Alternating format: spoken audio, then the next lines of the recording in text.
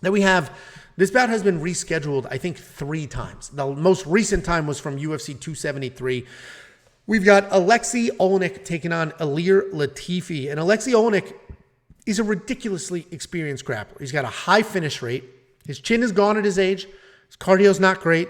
His wrestling could use some work, but he can literally submit anyone from everywhere. And it's ugly, but he gets there and he gets it done. And just think of Paul Craig, except older, basically. Much, much, much older. Dude, it's 45. Anyway, he's coming off his first win in 2 years, and it was just such a typical Aleksei Oleinik fight, right? He was losing the short striking exchanges.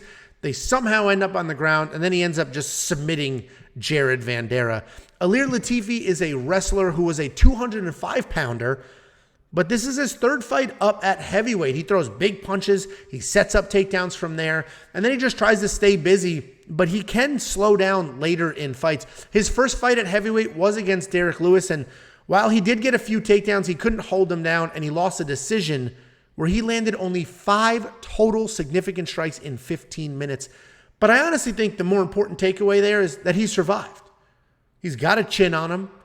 He didn't let Derek Lewis just take his head off of his body, and he stayed in the mix. And I think that's kind of important here, not because Aleksei Oleinik hits like a truck, but because Ilir Latifi is a survivor, win or lose. And it's easy to say that Aleksei Oleinik is only 1-3 in his last 4, but if you look at the 3 losses, he lost to Sergey Spivak, Chris Daukaus, and Derek Lewis. All 3 of those people would have and already have beaten Ilir Latifi. The biggest problem here is that Oleinik is 45.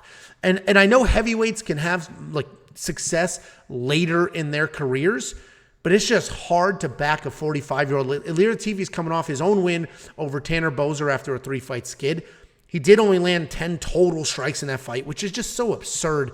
And he did have 2 takedowns, but it's still low volume. And this is another spot where my brain and gut are going to be split here. My brain is saying, you just can't back a 45-year-old. You just can't do it. But my gut is saying, Oleinik is just so much more dangerous in this fight, and he's a true heavyweight. But I got to go with the brain here. I can't back a 45-year-old. Latifi is tough. He's strong. And if he doesn't want it on the ground, it won't be on the ground. Ilir Latifi is the one who's going to control where this fight goes. So he fully recognizes how dangerous Aleksei Oleinik is on the ground. And even though his striking is not great and low volume, he'll definitely hit harder. And he should be able to control this fight. And it's going to be boring. It's going to be slow-paced. But Ilir Latifi is going to get this done.